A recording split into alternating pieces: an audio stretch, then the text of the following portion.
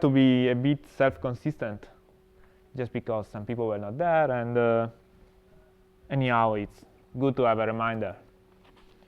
However, I hope it will not be too long, otherwise we never reach the new stuff. So I will just define for you the random cluster model and tell you that that's somehow a reformulation, an innocent reformulation of Potts' model, which is the suitable one for analytic continuation. And I will write you that. Well, I was thinking actually to first give you a kind of a list of what I'm going to tell you, so that I realize better if I'm running late. This is the reminder part.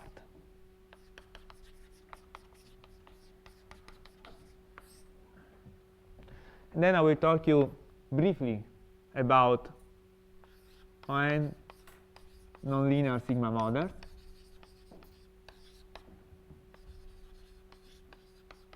With all the flowers of them, say RP n-1, OSP n2m,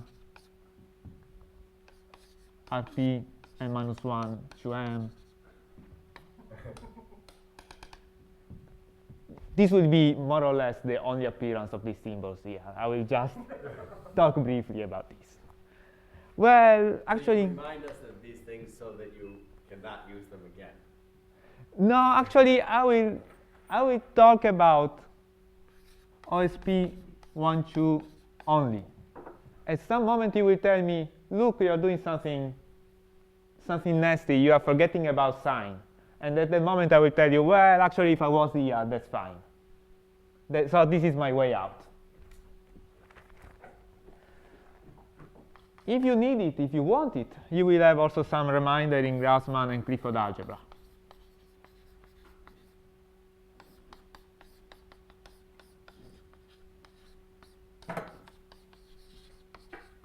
That will be only pedagogical. So if you already know about that, I will skip it. More or less, I will also recall you some algebraic things that I used already in the last seminar in order to reach the proof of the main correspondence that we want to prove. At OSP 1, 2 is in correspondence with random cluster at rho equals 0, no loops, which is a synonymous for spanning forest. Mathematicians, no cycles. No cycles, sorry. You know why I write loops? Not for the naive reason. I write no loops because for me, I like to say that L equals 0, and L is the cyclomatic number. Cyclomatic starts with C, but I never use C for cyclomatic number because C is also the starting letter for connected components. Even connected components, I don't use C because it's misreading with cyclomatic, and I use K for connected components. Keep C for the speed of light. Yes, but that would be if I were a physicist, and today I'm not going to talk that much about. In some languages, you write connected with K. Right. Okay, yes. I can guess one language, I think. I know about a couple of them. So, well, while working here, you will see that this is a model with a symmetry, which is a continuous symmetry, a kind of rotational symmetry. This is a generalization of ON. So there are functions in general in this space, and functions which are symmetric under these rotations. So there are the invariant functions in a sense.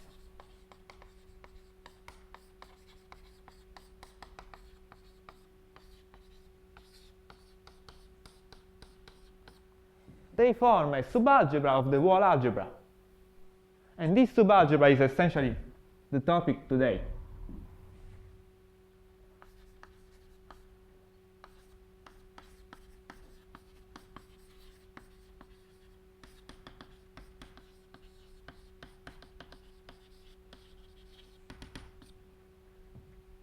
So from here, I will really start the new things, and I will tell you that these are polynomially generated by sigma I dot sigma j. These are the vectors in this space. I can equivalently take this one. This is a parameter, don't mind about this. This one I will call it Fij. So I will take the polynomials in these Fij's. I will understand that these have a finite basis because of nilpotency in Grassmann algebra.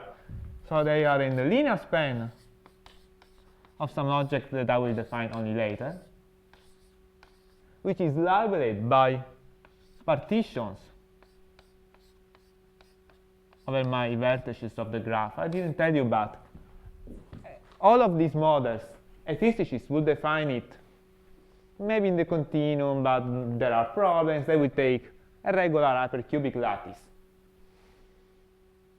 That's a bit misleading, because you never know if the feature of what you're doing is due to the lattice or would hold on a general graph. Essentially everything I'm telling you today holds on a general graph. So I will just say in the setting in which I have a general weighted graph. And something which is nice is that one understands quickly that the size of this, the cardinality of this set, is too large for this being an independent set. So one asks, which rank for this span? There is any natural basis?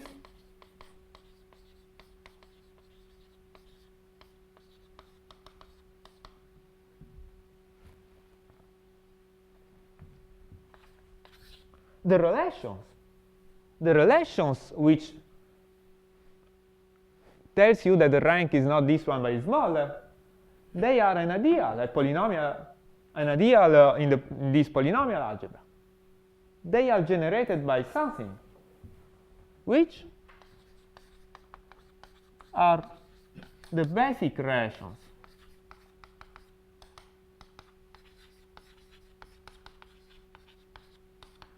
The ones which generate the idea, not just the full list, which is huge. These three questions, I like them because they all have nice answers, but I'll tell you with time. And,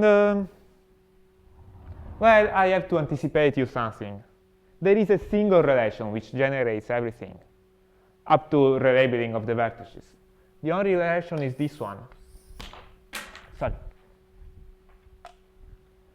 Is some R, A, B, C, D equals 0. Well, this means that I use Fij with I and j on A, B, C, D only. It's a 4-point relation. Then I will make another question. These are the invariant functions. This is all I know about the invariant functions of variables in this space. But if I do the equivalent of going to Weil algebra, instead of just taking coordinates, I also take derivatives, which for Grassmann is like to go to Clifford, I would have new invariant objects. For sure, I will have just the integration measure, which is an invariant object, and there's a formulation in Grassmann algebra. So I will write a new question mark.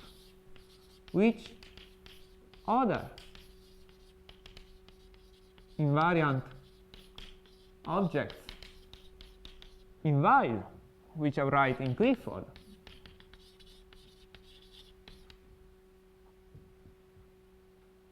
I will define for you, beside this Fij, a Pi,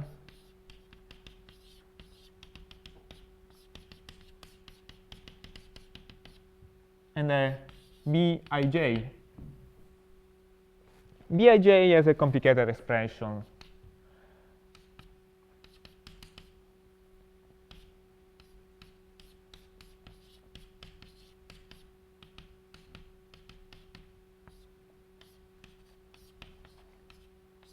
Times the complex conjugate. I'm not sure about the sign here. But the nice fact is that this is really a natural object. Bij for a whatever fermion which has index I, just change the index in j. And vice versa, and this holds for psi bar, there, the bar, everything, and all the rest commutes. So this is just interchanging labels. Well, this is the end of the outline. This 3-point relation in Grassmann on these 4 points can be also restated as a, 4-point relation can also be restated as a 3-point relation, which is a Weber-Clifford in one of the points, where I use PB, which now I have access to, because PB requires Clifford on an index.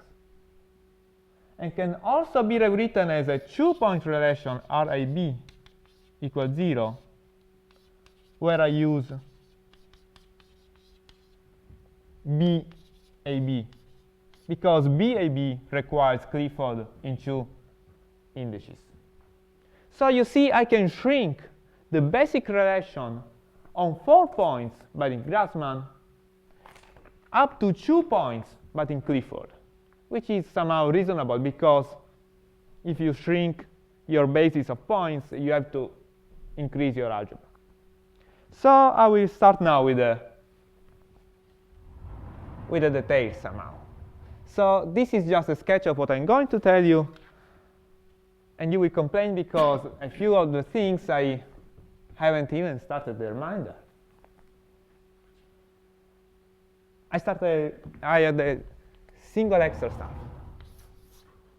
Pi and Fi I plus 1, they make a kind of temporary algebra.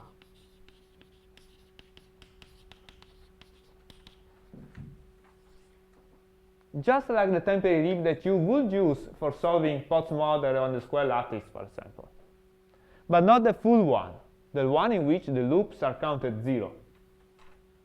So this is a Clifford representation of temporary algebra, which is potentially interesting, because having a representation of an abstract algebra is always useful. I start with random cluster. So I have a generic graph with weights on the edges, symmetric, and 2 global parameters, lambda and rho. And the partition function for me is the sum over subgraphs of lambda to k minus 1. I assume that G is connected, otherwise there is k of G here. Rho to the L,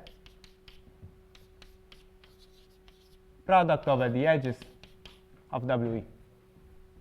This is just a multivariate version of that polynomial, if you want, where you can multivariate on the edges, but not on the global parameters, which understand their value from global objects in the graph. So these are spanning subgraphs. Spanning, exactly. Or in other words, G is some VE, and H is some VE prime, E prime proper subset of E. No, not proper, whatever subset of E. So the number of summands here is just due to the cardinality of edge. If it were not for lambda and rho, if they were just 1, this sum would be trivial because everything will be factorized. This is called the percolation point in Potts. Well, you can complain now because lambda and rho are not really 2 independent multipliers, because Euler relation puts everything together. You can scale lambda, rho, and w's and produce a factor which is overall some factor to the number of vertices in G. So this is redundant. This is the reason why people doesn't write it this way, because it is redundant. It only depends morally from lambda rho, which is typically called Q. It's the Q of Potts model. And then rho WE in Potts is just e to the beta coupling minus 1, something like this. Sorry, Andrea, what is KH and LH? K and L are the cyclomatic and connected components in H. I think the K and C can put together. It's not necessary to have where the K Exactly, that's what I'm telling. Right. That because of the scaling, it's not necessary to have two variables. K is The the number of point- connected components and L is the cyclomatic number. You want to see this. You can put lambda into C lambda, rho into 1 over C rho, and W e to C WE, and just Z goes into C to the number of vertices in G minus 1 Z, which is a factor overall. So you can put the choice as you want in lambda and rho. This is multivariate, so you can choose it. For example, you can take rho equal 1 and lambda equal q, which is what happens naturally if you do plots. If you want to do that on a planar graphs and try to exploit the duality, you put both of them equal to square root of q. If you want to go to the dual directly, you take lambda equal 1 and rho equal q, for example. Why I do not do any of these choices here, and I keep on with the redundant thing? Because I'm especially interested in the q to 0 limit. And you see there are 3 different q to 0 limits here. There is lambda equal rho equal 0, which is 3's. And there is lambda not 0 and rho equals 0, which is 4s. And there is rho equals 0 and lambda not 0, rho different from 0 and lambda equals 0, which is connected subgraphs.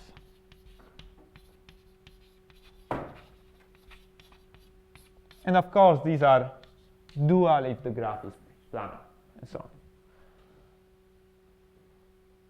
This redundant, I mean, we do these things with different q goes to 0 limits, but this is a slightly smoother way. This is Way. nice. Exactly. This is nice. Yeah. This is just easier to handle. Yeah. In particular, when you do temporary lib, you implicitly say, look, I don't want to be careful if I'm closing a loop on an even or on an odd braid, in a sense. So I just take lambda and rho equal, and go on by saying that ei squared equal lambda ei, and all the other ones.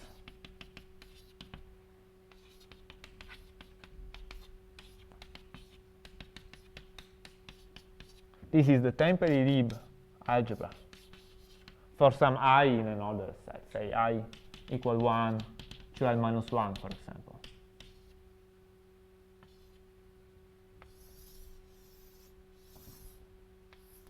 When you write it this way, you implicitly say, look, I pick here a lambda, and this lambda is a synonymous for rho. Lambda equal square root of q, for example. You cannot do that in these two limits. You can only do that for the trees or for the full pots with q larger than 0. So these two limits are out of the traditional pots. Somehow the traditional pots, the traditional temporary lib approach to pots is for the Baxter parabola, which in the third plane is the straight line, is the diagonal. But forest and connected spanning star graphs, they live on the axis. They only meet on the trees. So you cannot reach the trees, the forest, if you only stay on the diagonal.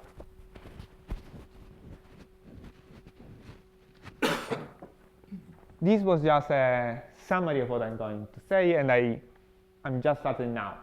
I wrote down the definition for the random cluster partition function, which is essentially pots, and I said just a few things. Well, should I talk about Grassmann algebra, or I can skip it? Give the definitions. Okay. You know the Weil algebra, xi, and then over the xi, and these all commute.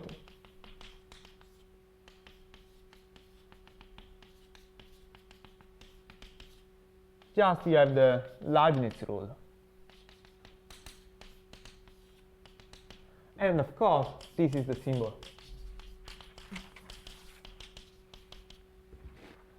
You want to do the same with anti-commuting objects, which means that you define the other bracket with a plus, and you know more or less that there is a way of doing everything consistent with this. There are signs all around. So you define something like theta I for I in some set, which do anti-commute. You define the symbols, dI, which is a formal J over the theta I, which anti-commute with each other, and have the Leibniz rule again with a bad parenthesis if you want. And they commute with the x because x are kind of C numbers, they commute with everything. If you go on with this kind of formalism, you are forced to do something when you define integration, for example. You do not have any extra choices here. You have the formal integration symbol, which is forced to work this way.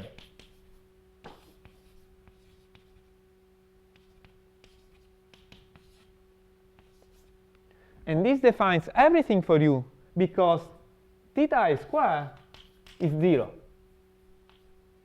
Well, actually, 2 theta I squared is 0, but we always work in complex or real field, so we do not have to mess about the fact that 2 can be 0. 2 is not 0 for me during the whole seminar. So this is fixing everything for you. As an example, you will have this formula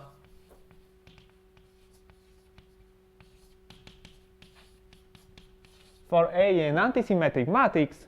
This is just a function of A. If you want, this is that to the 1/2. Just compare this with the analogous.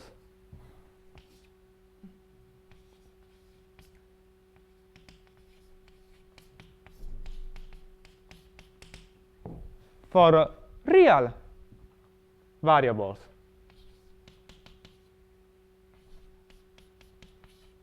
You see there are signs messing all around. There is a minus here, A is now symmetric, and here you have a determinant to the minus 1/2. This is not just for the that, but it's also for the expectation values of polynomials. The Wick theorem is similar in the two cases.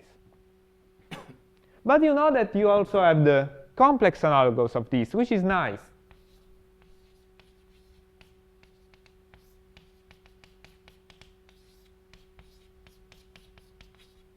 This is just that minus 1 of A. Well, so you can also work in a formalism in which instead of having just n symbols, we have 2 n symbols here. But in order to exploit better the similarities here, the formal similarities, if you want, in Wick theorem, instead of labeling them just theta 1, theta 2n, you will choose fancy names, psi bar 1, psi 1, psi bar n, psi n. So I will write for you a formula which we use all the time.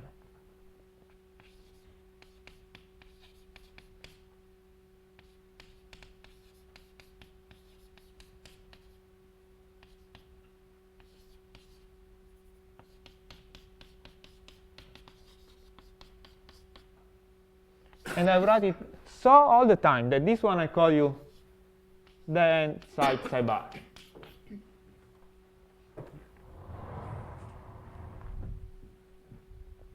So this is really, yes? Why don't you prefer the minus sign, so it looks exactly similar? You know, the minus sign for real variables is somehow technical. You want the Gaussian to go down. But fermions, besides the fact that you mess with signs all the time, they are more kind to you, because you have nilpotency, which cuts the Taylor series for you every time. So you can also use the Gaussian with the wrong sign freely, in a sense. For example, we have a kind of paper on some Cayley relations and so on, in which you can prove them both with bosonic and fermionic Wick theorem, in a sense. In the bosonic case, you should write down a lot of technical things in order to give meaning to what you're doing. You have to ensure that in some interval in c to the some power, everything is okay. The fermionic counterpart is so safe. You have no worries about that. So, as I mostly want to do combinatorics of marking objects by exploiting the fact that nilpotency doesn't allow you to mark things twice, well, as long as I can, I will try to mark objects without signs. A piece of advice is that the signs coming from anti-commutation, sometimes they are annoying. Some other times they are just the appropriate sign for doing this and that. For example, in the dimer solution on a planar lattice, you have to exploit the signs. Or in the Massbaum-Weintraub formula you know well about, because you wrote about that, the signs, they produce the cancellation of the loops that you would have otherwise had in your... If you do the naive expansion, you not only have rooted hypertrees, but rooted hypertrees somewhere, and then a forest of unicycles. The unicycles, they have these cycles, and you have two contributions for the two directions, and they cancel out because of the signs. So this is a piece of advice. In Grassmann algebras, there are signs all around. In some cases, they just do the good job for you. So that's not only bad because you say, well, I want to count hardcore spheres if you want, and I would just want to have integer occupation in 0, 1. The signs are there sometimes for the better.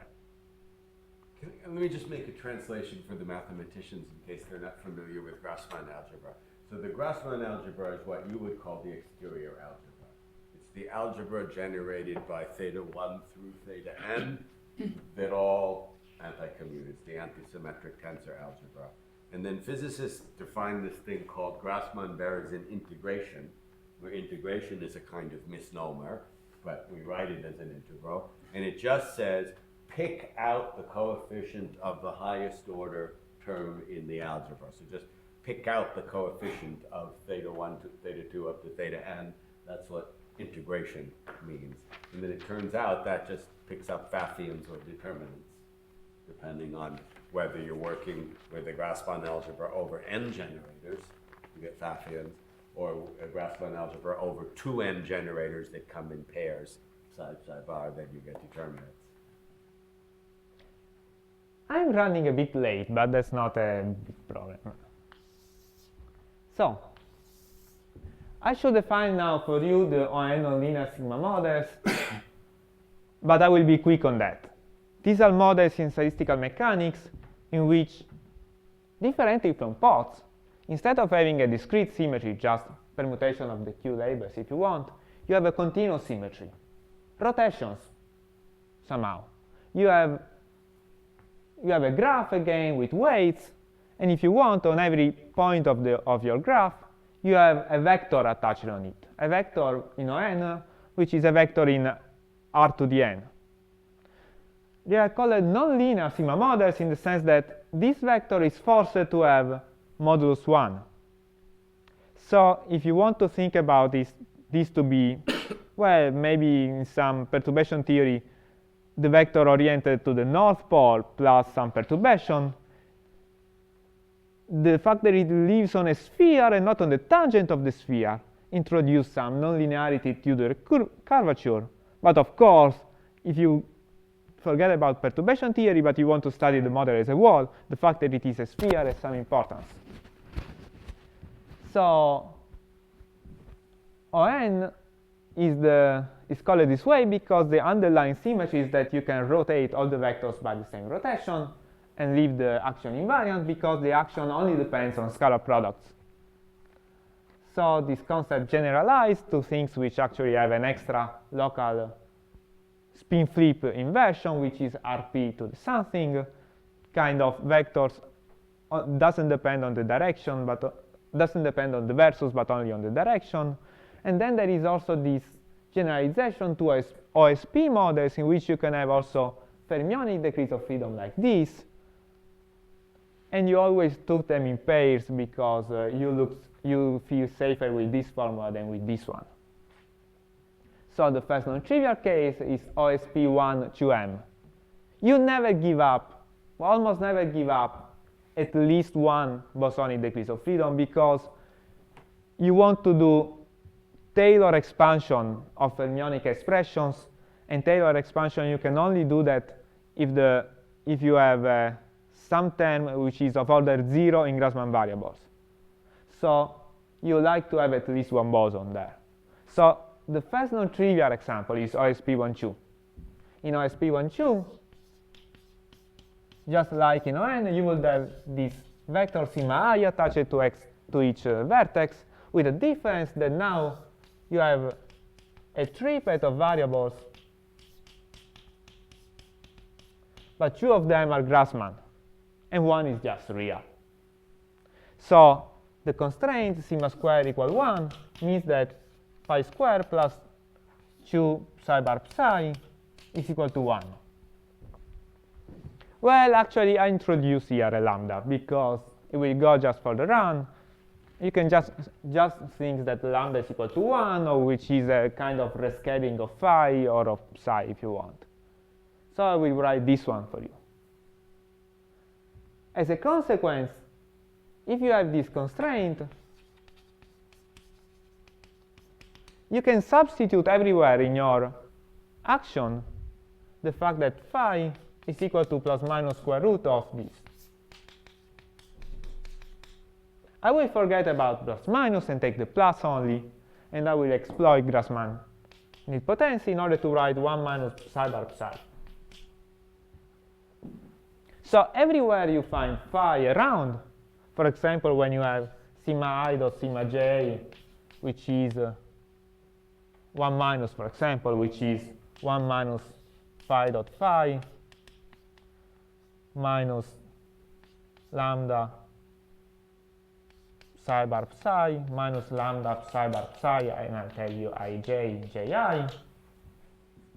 Everywhere you replace the appropriate quantity, and because you have solved the delta constraint, so after all, you are reduced to a purely Grassmann expression for the partition function, which is the following.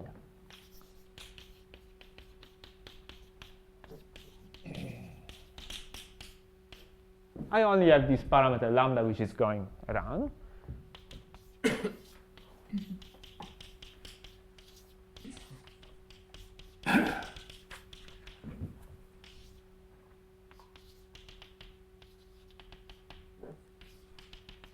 This is, for example, if you have a term which was wij 1 minus sigma dot sigma over lambda in the action. You have a quadratic interaction with the scalar products, the simplest one in the world. Only the trouble only comes from nonlinearity. If you were having Gaussian distribution for sigma, this model would be trivial. This f I didn't define for you. The definition of fij is as follows.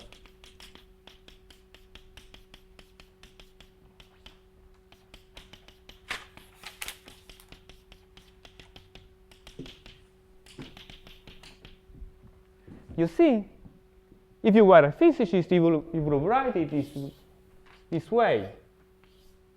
Integral over the fermions, exponential of, this is a Laplacian. You see that? This is really the kind of Laplacian you have. So you would have a psi bar, lambda squared psi. Then there is this term and this term.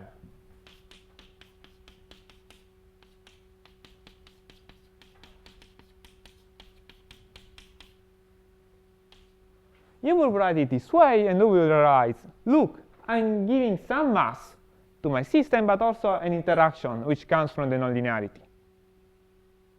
And you can study this as a field theory on a regular lattice, for example, and do perturbation theory, Feynman diagrams, everything. But in order to make proofs of more algebraic things, it's better to remember that this is coming from an underlying OSP12 model. And it's better to remember which combinations were originally invariant? Well, you see that this is product over I of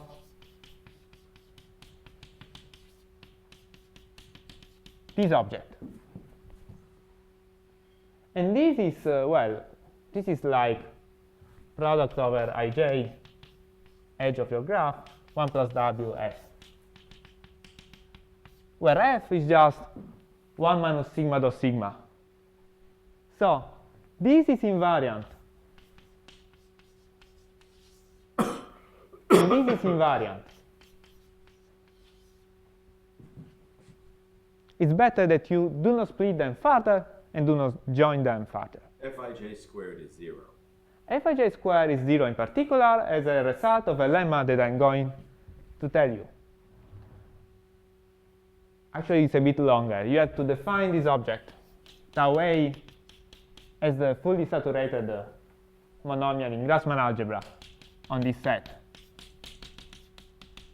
Then f is almost fully saturated. It's this way.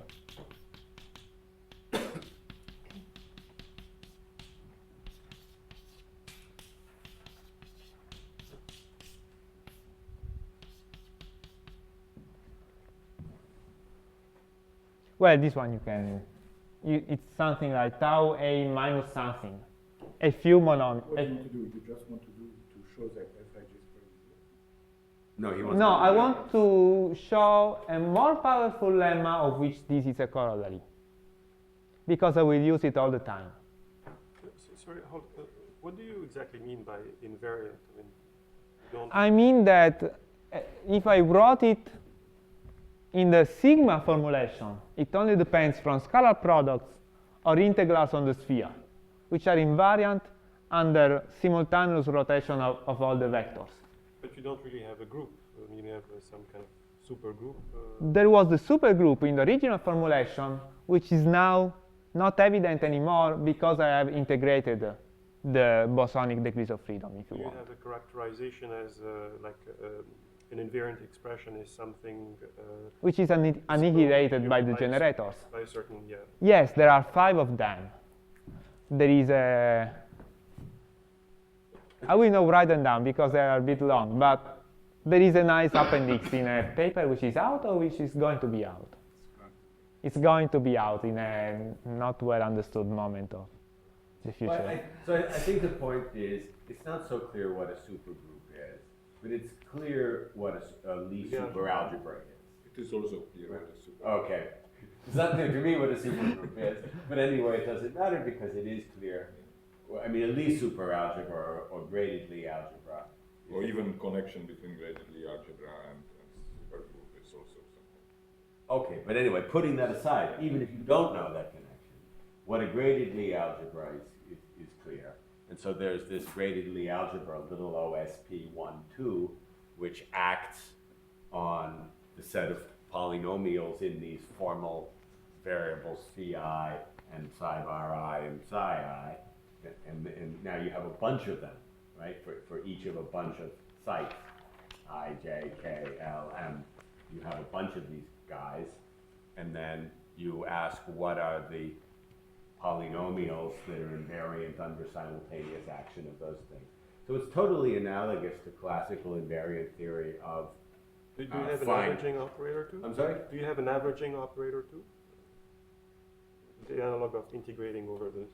Well, I guess make there an is, invariant but I don't. expression. I guess there is, but I don't think. I mean, I don't think we need it. I mean, I think this is completely analogous to the for example, in classical invariant theory, you have a bunch of n-component vectors, right? A bunch of vectors in Rn, and you say, what happens if I imagine simultaneously rotating by an ON rotation all of these vectors? Which polynomials in these vectors are invariant under that simultaneous rotation? And the first fundamental theorem says only vectors of scalar products.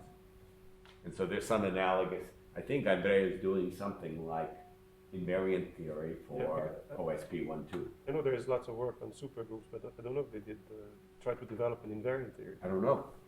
But I guess the point is, can't you develop the invariant theory just at the level, if the supergroup is connected, then you don't really need to know about what the supergroup is. You only need to know about what the superalgebra is.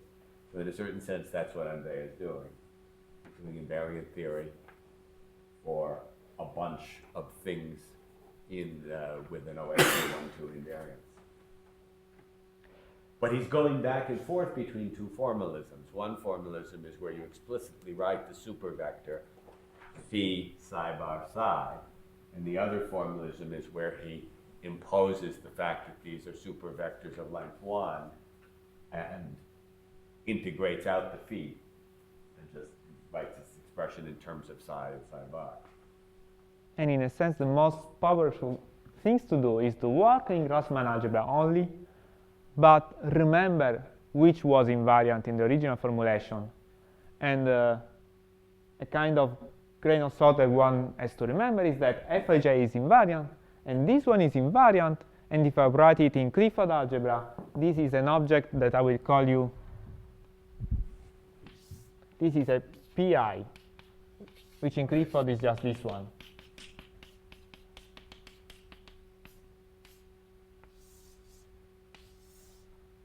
Which goes together with the Fij over there, which is also given here. Well, I didn't tell you that this one for A equal a 2-point set, this is just Fij defined over here. You see, it's 1 minus cardinality of A is minus 1. And this is just doing this for you. Is a sum of deltas?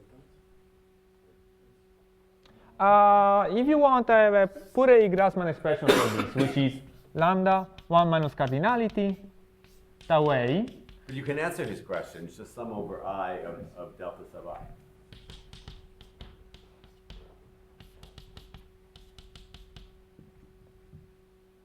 Not as an algebra. I mean, I don't want to leave deltas out. It acts on tau, and every derivative going on the right is 0. I mean, I'm acting on something. It's not like dep psi is equal to minus psi dep plus 1. For me, dep psi is 1 in this context. All the derivatives on the right, they just die. It's like when you act with the derivative, d over dx of x for you is 1, or is 1 plus x d over dx. It means it depends if you have something on the right, or if you tell, look, on the right there is nothing else.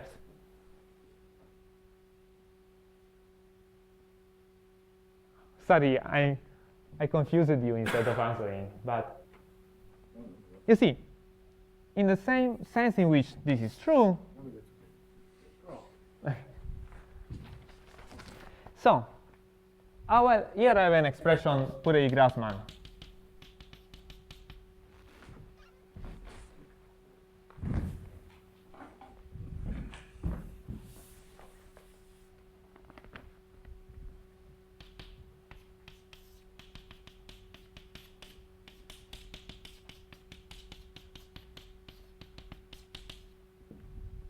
So you should not be confused by the Clifford path.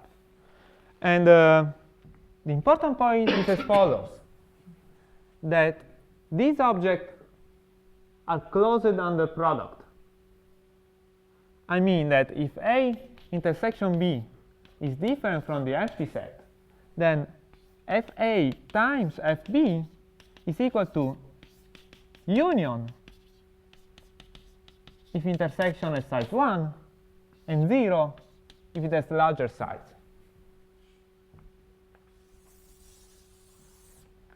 This lemma is true, but it's somehow surprising. Just think to the definition of Fij, which is over there. This means for you, for example, that 1 minus sigma dot sigma, 1 minus sigma dot sigma ij, ik is some lambda square Fijk, and Fijk is at site symmetric by permutation of all the 3 indices. But this expression is at site only symmetric under exchange of j and k. In general, in a whatever space, this is just false that this is symmetric. This only holds in OSP1-2. It's a magic of this. this special geometry. Actually, there is something true in this direction also for OSP 1-2m, but if you take larger powers here, this is again symmetric. Because you have this specially symmetric expression when you work in something that after you solve the boson, you leave purely on Grassmann and on the edge of nilpotency. To make it a little less magic, we could say, look, I mean, if you have a bunch of points in high dimensional Euclidean space, then there are no relations between the dot products. But once you start coming down in dimension, there are relations between the dot products, right? For example, in dimension 1, if you know sigma 1 dot sigma 2 and sigma 1 dot sigma 3, then you also know sigma 1 dot sigma 3. Right? And in your low dimension, you start getting extra relations. And isn't it exactly when the dimension is the number of vectors? yeah, I mean, at least that, right, then you start getting relations when the dimension is less than the number of vectors. Andrea is in a situation where the dimension is -1 in a certain sense. He has one boson and a pair of two fermions, so he's in dimension -1. And -1, There are strange relations that happen in the geometry of -1 dimensional space that don't happen in other dimensions. which are not far from being relative of dimension 1, because dimensional reduction goes down by 2 every time. So if the explicit example in positive dimension that Alan gave you was in d equal 1, that's for some reason. It keeps on happening on -1, -3, and so on, or in other words, in OSP1, 2m, because it's 1 minus 2m. And it will not happen at -2, for example, because -2 is related to 0, 2, and so on, which is not as nice as. So I will try to go more straight to the point, as I have 10 minutes or quarter an hour, something like that. So I will tell you this. Well, we have seen that these FA somehow are closed under product. Of course, you cannot say anything if A and B are disjoint, because they live on disjoint algebras. But you should realize that with our definition, f of a single point is 1, and f of an empty set is lambda. If you understand this, you understand that you can raise up this object to something which is really closed. You can define the set pi of n as a set of partitions of n objects. Say that C is in pi. Then each FA can be seen as an F. Well, I will tell you that C is a set of blocks. I can define for you FC as a product of FC alpha, of course. Because this is, in a sense, saturating this. You can only have products of F without factor simplification if they live on disjoint elements, on disjoint blocks. Well, if you have a bunch of blocks, you can always complete them in a single way to a partition by adding the singletons, which complete the partition, because f of a singleton is 1. So this FA is f of C, with C being A and all the atomic.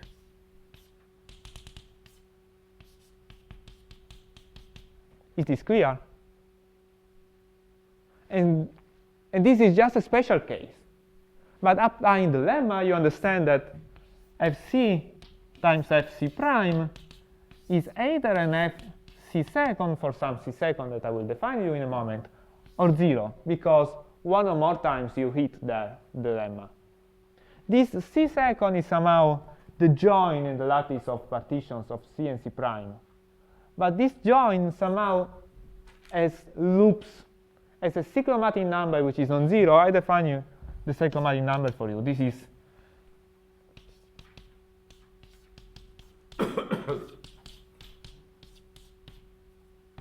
this is just number of blocks in the partition for me. This one is larger or equal than 0 by construction if second is the join, and it's 0. When it is 0, you get this. When it is larger than 0, you get this. If you want, you can think to what I would like to have is the following.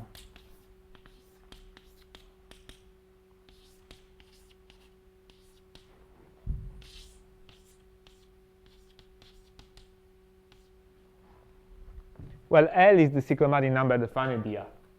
And this is the case rho equals 0. If I had a representation with arbitrary rho, I would have somehow the representation for the complete random cluster model. But in Grassmann variables, I can only do this at the moment. But, well, there are abstractions. So this is telling you that I don't want to erase this. I will erase that one. Yes, but this one I'll beat. OK, I will write here. I will write here for a while. Sorry. So you have an OSP12 invariant action at the very beginning, which was the simplest one. You have just scalar products. But say you have a complicated one, and whatever complicated action of scalar products, some e to the action of some sigma I dot sigma j with I smaller than j. So you can write that this is just a function of 1 minus sigma dot sigma over lambda. So it is a function of Fij. So you have a whatever function this way. A polynomial, just because you can take first polynomial and then close them. But we have seen that the polynomial algebra of real variables has a huge basis of the monomials. But not here for nilpotency. Nilpotency already guarantees you that you have a finite basis. But the nilpotency bound is huge. That lemma over there, and this understanding of the lemma, tells you that here the basis is really small. The most general expression you have here has this form. This is sum over C of Fc times some coefficient.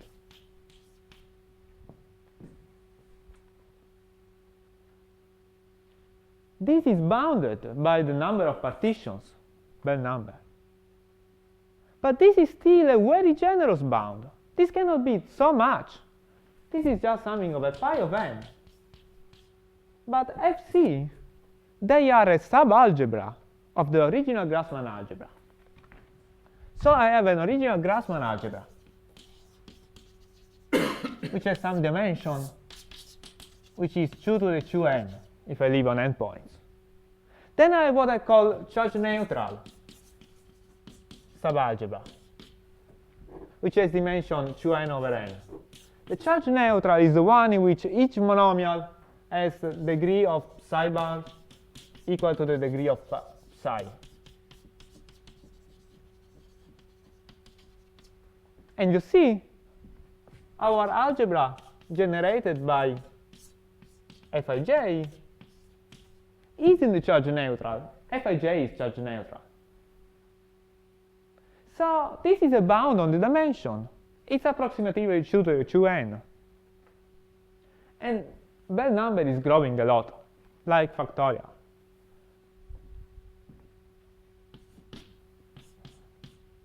So here I have some number,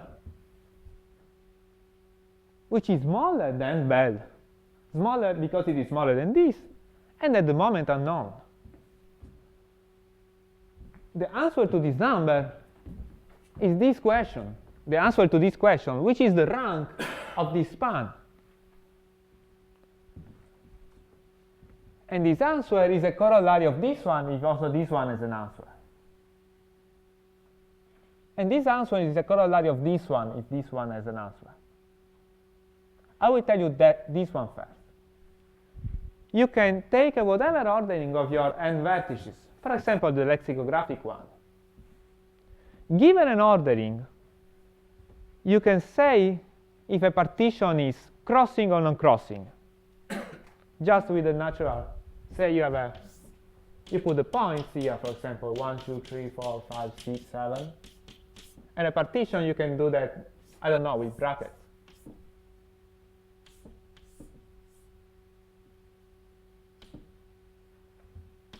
This is the partition 1, 2, 4, 3, 5, 6, and 7. Brackets everywhere. This is crossing because you have a crossing here. There are non-crossing partitions, of course. For example, this one is non-crossing. And so on and so forth. It turns out that the number of non-crossing partitions, as it is easy in bijection with link patterns,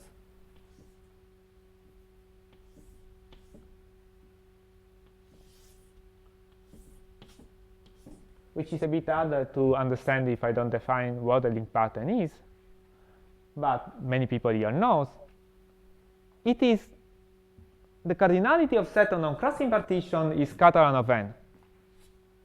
And Catalan of n, it turns out to be essentially this one. There is just an extra factor here. So what I will not prove for you, but it is proven in a bit technical way, all the FC with C being non-crossing are linearly independent. And all the FC with C crossing, you can expand in non-crossing ones. So the answer here is Catalan. You see, this is an elegant answer because it had to be a smaller number. But it had to be a natural one. So this is nice. The reason why this happens, that the non-crossing you can disentangle as a linear combination of crossing, is the RABCD I was quoting you at the beginning, which I will write for you. RABCD is the following expression.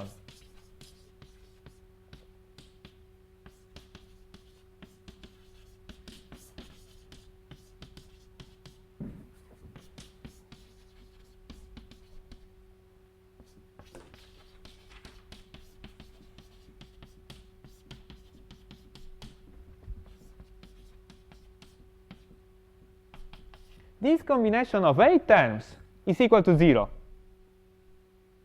I will turn the blackboard a bit for you. This combination of 8 terms is equal to 0. You have seen something similar in the Wilson talk about his work together with Kenyon. There was a 7-term relation because they were working on trees. And in trees, you have lambda equals 0. That's the limit of our stuff, in which OSP12 actually has no curvature. So this term was not there. For the rest, it's just the same expression. They were not having that at the algebraic level, because this is the Grassmann algebra. We use the Grassmann algebra. They don't like it. But this has a counterpart in expectation values of the same expressions. F something, you see, as these holds. Also, the expectation value z f of something, you can write it in this way. This is an integration of f of something times the sum.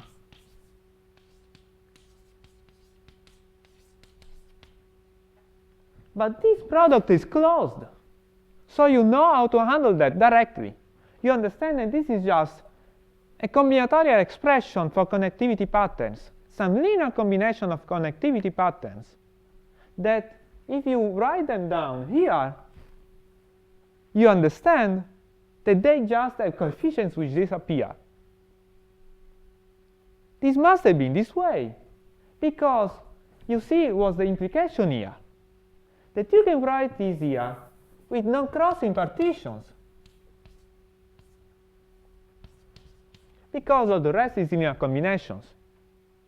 So whatever complicated action with the original symmetry on OSP12 can have no more than Catalan n independent parameters, which is such a small bound. This is an arbitrary polynomial at the beginning. If they were just real bosons, no bound at all. Only Catalan n, sub-exponential.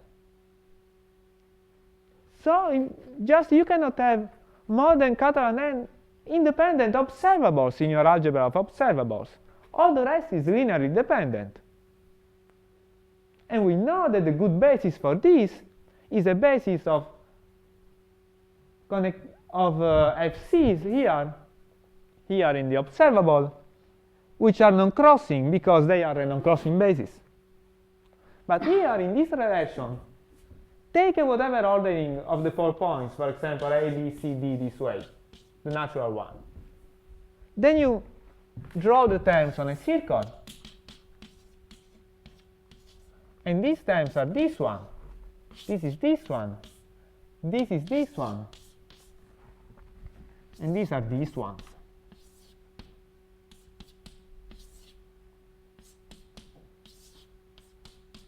But this is crossing.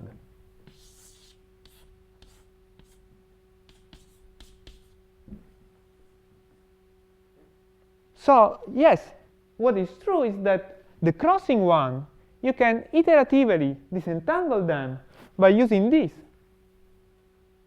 You start from the most nested crossing, you split them with this in a combination, and you do that again and again up to when you have no crossing anymore. The number of crossing is a good Lyapunov function because it always decreases if it is positive and it stops if it is 0. And then you understand that the FC for C non-crossing are all linearly independent because you can build a matrix of the coefficients in the monomials, and this matrix you can dig out a block which is you can write FC for C non-crossing and the monomials, and you write here the coefficient. You can reorder them in a smart way in order to do this, which tells you that they are all independent, which is a bit of technical because you have to write down which is the smart basis, but that's true nonetheless. And this is the 4-point relation I was telling you at the beginning. And so I am now at this point of my summary, and I'm already out of time, but I'm good because this one already defined it for you. And I will skip this. You can imagine these ones are 3-point and 2-point relations, but they are restatement of these in which you use the same drawing but understand them a kind of transfer matrix. For example, the 2.1 is in which you have A and B before and after somehow, because with the derivatives you can also detach and can also build somehow the vertical edges in transfer matrix. The only thing that I will add, and I will stop here, is that pi square is lambda pi, just algebraically, while fi I plus 1 square is 0, fi I plus 1, because it is just 0. And the commutation are the good one if you write that pi is like e to I, fi I plus 1 is like e to I plus 1, with the only difference that in temporary-lib you have a lambda which depends from the parity of I, with lambda odd equal 0 and lambda even equal lambda. Of course, if you were having rho and lambda here, you were describing the full random cluster in temporary-lib. And if you were in 2 dimensions, you will take them equal and equal to square root of q and go on with the traditional tours. But we cannot do that here. We are doing forest because OSP12 only give you forest, so you have rho equals 0 here. So this is a... But you're saying the most natural way to define temporally leave is to put two parameters different for even and odd I. Actually, what I say is that if you take lambda arbitrary, using two of them, you understand that the most arbitrary thing you can do is to make lambda depend on parity only, because you easily understand that lambda I is equal to lambda I plus 2. And then, as this is inhomogeneous, while all of these are homogeneous if you scale the even by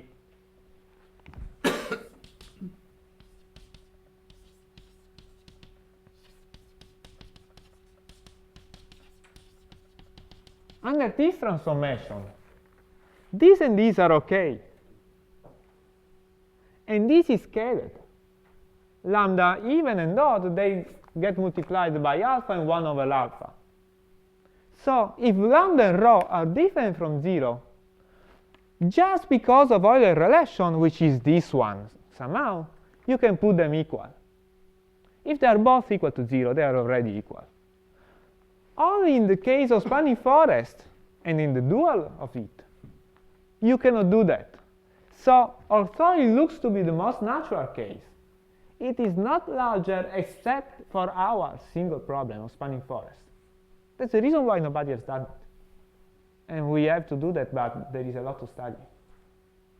So really, this is a bit self-contained that there is no reason for going deeper here and there. Thank you.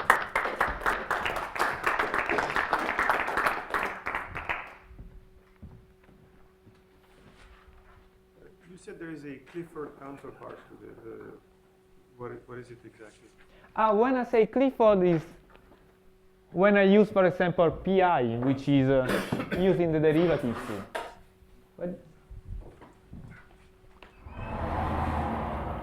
So I don't know if I'm wrong with this, but you talk about Grassmann algebra if you only use size, and about Clifford if you also have that.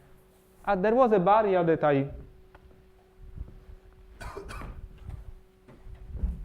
this was a bar, and then I came across with this. But what you would call the Clifford algebra for this F-generated algebra would be a subalgebra of the Clifford algebra, which goes with the psi's and psi bar, or you add the deal. Exactly. There is a natural subalgebra which is in Clifford but still invariant, which has, I think, as only new generators the pi on various psi and the bij, which are the ones over there. These I do not really have a complete proof, but I think that this is essentially the truth. That the things which are killed by the generators, if you want, of the algebra are only these ones. Well, these ones are a basis in the polynomial algebra generated by pi, bij, and so on and so forth. And they're not actually all independent, as you see, because we have the analogous of this identity with at 3 points and 2 points they involve the p's and the b's. If you want the b one, you can really forget about that, because it's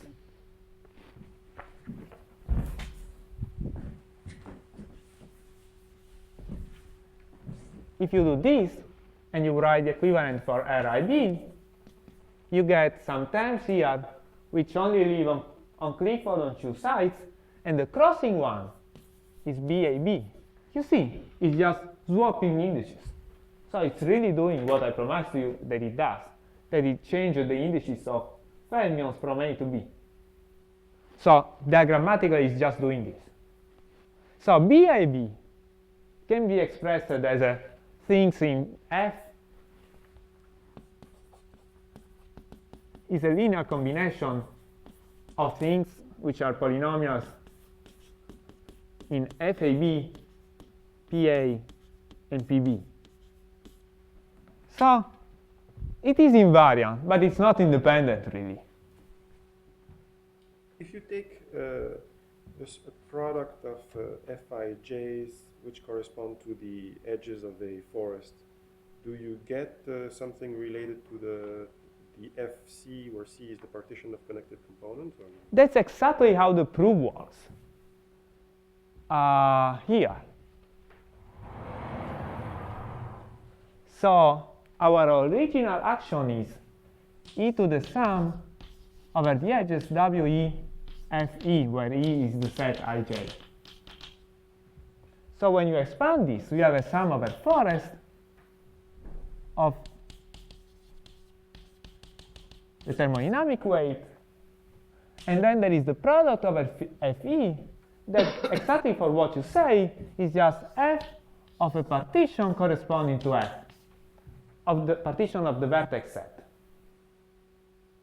And the point is that when you integrate this out,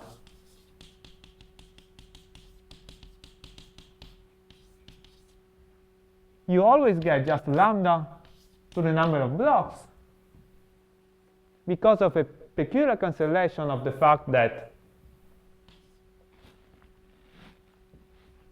I lost it. Okay. Of the fact that integral over a whatever set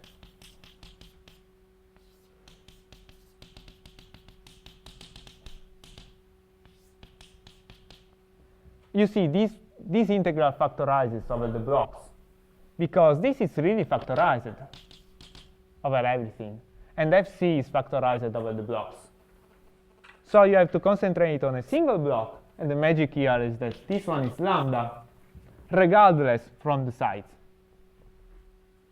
Because of a cancellation, if you want, this is lambda times number of vertices minus number of edges in your tree, because this is a single tree. But vertices minus edges is 1 in a tree. This is the original miracle. If you was having this action here, you can say, look, this is unnatural to put a relation between the most general for fermion terms without annihilation and the most general mass term. You can put a lambda prime here. If you do this, in this lemma you get lambda plus lambda prime minus lambda cardinality of A, which is changing universality class in a severe way because this is macroscopic possibly. So this is, when you have this, even a small one, here you have the mass perturbation of the theory. Only at the fine-tuned value you have the one which is interesting under renormalization group flow, the asymptotic freedom and so on. In other terms, you can see lambda prime minus lambda in the original SP12 as a magnetic field in the direction of the boson. So it's not strange that if you break the symmetry with a magnetic field, you always go in the trivial direction of perturbing your critical theory. But if you preserve the symmetry and you do something smart, you can have the interesting theory. I'm just thinking, so from a mathematical point of view, maybe the right way to look at this, it really is an analog of classical invariant theory, right? In classical invariant theory, the simplest case might be you have a bunch of vectors, let's say k vectors, each of which lie in Rn, and then you let the group On act simultaneously on all of them, and you ask what are the invariants. And the first fundamental theorem of invariant theory says that any polynomial in those vectors which is invariant is actually a polynomial in the scalar product, sigma I dot sigma j. And so you're doing an analogous thing for unit vectors in this superspace R1 bar 2. It's a superspace made out of these phi I, psi bar I, psi I. And then the thing that you're doing for Clifford is the analogous thing. I don't know, this must be part of classical invariant theory also. Instead of just looking at a bunch of vectors in Rn, you look at the corresponding bioalgebra where you have the xi's and the ddxi's, and you let On act on the x's and dually on the differential operators, then you ask for ON invariant things in the Weyl algebra. That must have been done in the 19th century, right? Not in this form, but yeah. I guess. They're And so, looking at and so different- your Clifford stuff is analogous to that. You look at combinations of the fermions and the derivatives that are invariant under this OSP12 algebra.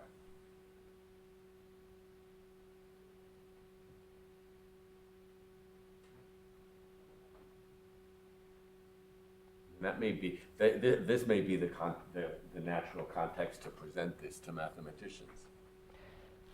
Yes, I have to add that I never use big theorems of invariant theory that I do not control. I always do my proof by hand and combinatorically, showing that a matrix is non-degenerate by showing that it has a block triangular part, something like that. So it's probably more elegant within a context of invariant theory. But if you want it to be elementary, you can do that elementary with some work. Yeah, no, what I mean is you're creating a kind of super analog of classical invariant theory. Well, we don't know if it is not already in the literature, a super analog of invariant Might be. I theory.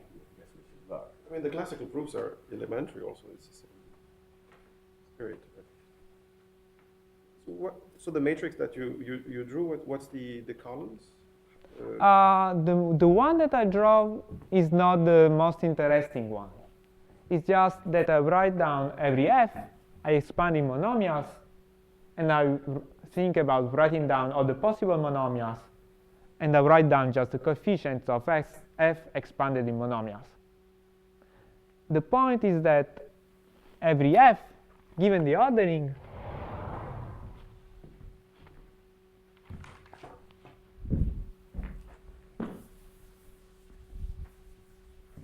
take an uncrossing one. An uncrossing partition can be, for example, this one. And here, in particular, you have seen the expression. Not enough. Okay, here it is. No, not there. Sorry. Over there is the expression for f in terms of summands with tau missing a few fermions, 2 or 0 fermions. You see there is the last one in which you have an unpaired fermions, psi bar I, psi j, and all the rest. And you can have each of them in each block. This block, for example, say 1, 2, 3, 4, 5, 6, block 1, 2, 5, 6, has a combination like that with a lot of terms. In particular, it has psi bar 1, psi 6, psi bar psi 2, psi bar psi 5. So you have a psi bar here, a psi here, and all the rest is saturated. You do that for every block. Here you cannot choose. And what you can prove is that this monomial, this is what I call maximal dipole moment monomial, because if you call psi bar like making a +1 charge, a psi like making a -1 charge, this is the monomial which has maximal dipole moment in this direction. This monomial enters with a non-zero coefficient in this partition, and only in other partitions which are coarsening of it. So this is proving triangularity for you. If you write down partitions, Do you put the ing at the biggest distance possible? biggest distance possible within each block. So if you write here fc such that every time that c is smaller than c prime in the lattice of partition, you have that also they come in an order. And you write these monomials here in a row. For each one it's monomial. Then you have that, well, what I was telling you. Here there are all the other monomials which are not like this. This is really by hand. There must be something. So that's the technical details of the proof that the non-crossing FCs are linearly independent. The way I do that. There is probably a more elegant one that I haven't produced. You see, for me, it's intuitive. There is this maximal dipole. If you work it to the smallest example, you understand that these are good somehow.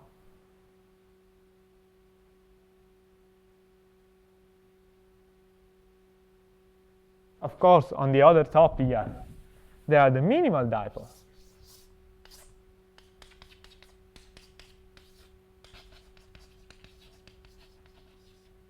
So, in a sense, you have a double proof at the price of one.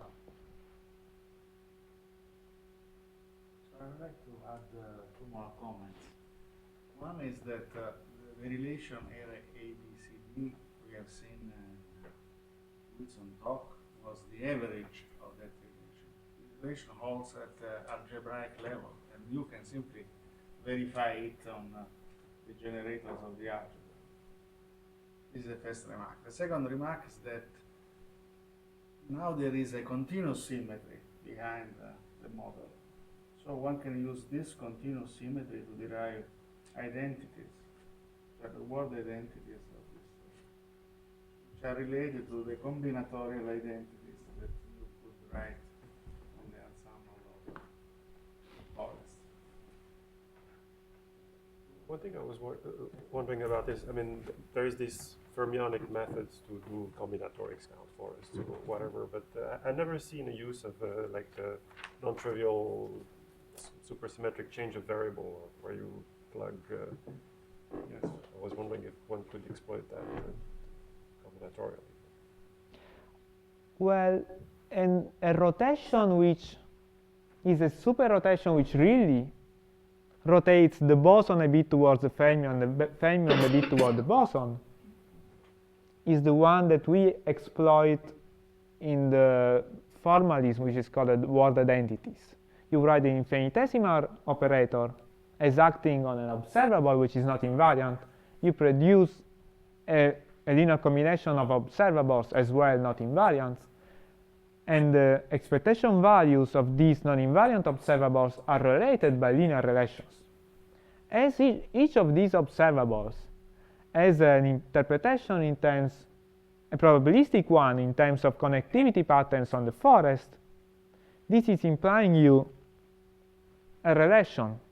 But actually this relation is a bit empty. It's just a relation between probabilities because the probabilities was somehow complementary. For example, probability that I and j is connected is 1 minus probability that they are disconnected.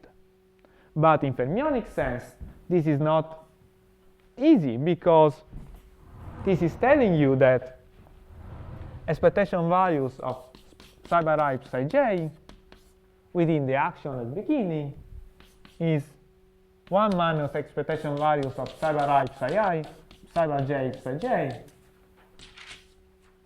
which was not obvious at all in the theory. In the original theory, this was not obvious.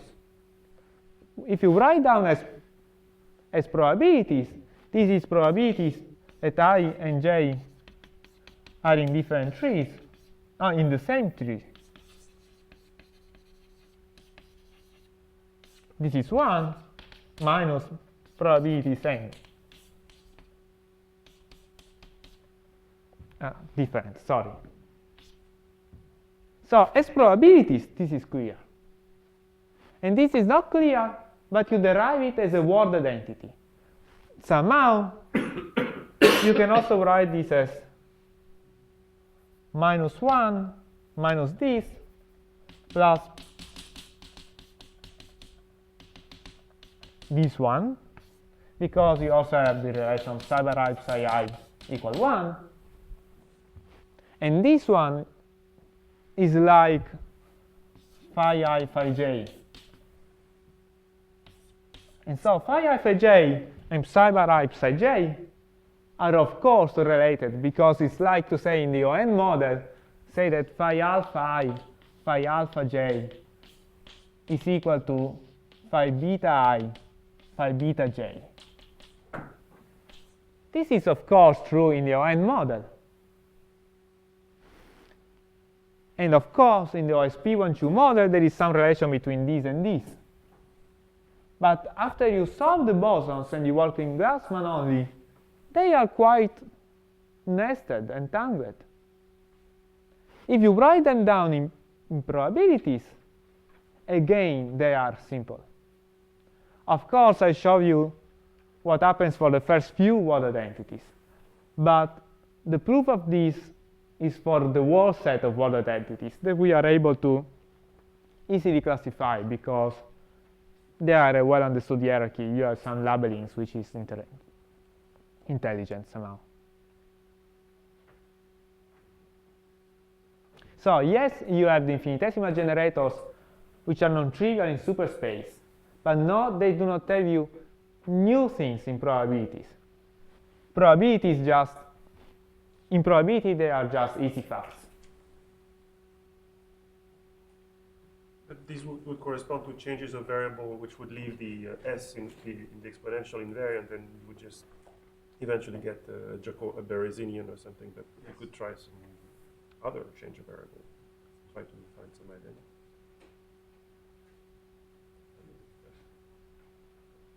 You change the variable again in the same.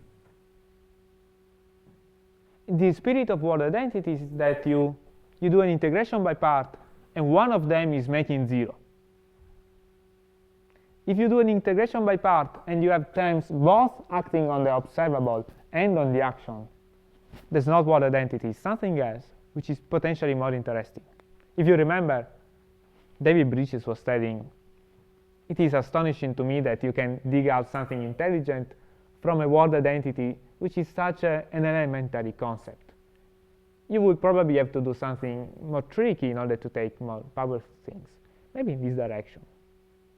No, if you just take integers, add them to generate the integers, nevertheless not easy to prove. Okay. Yes.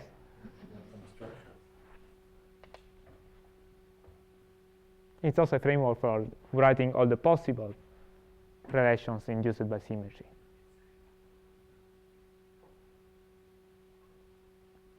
I'm really out of time. Half an hour. Sorry.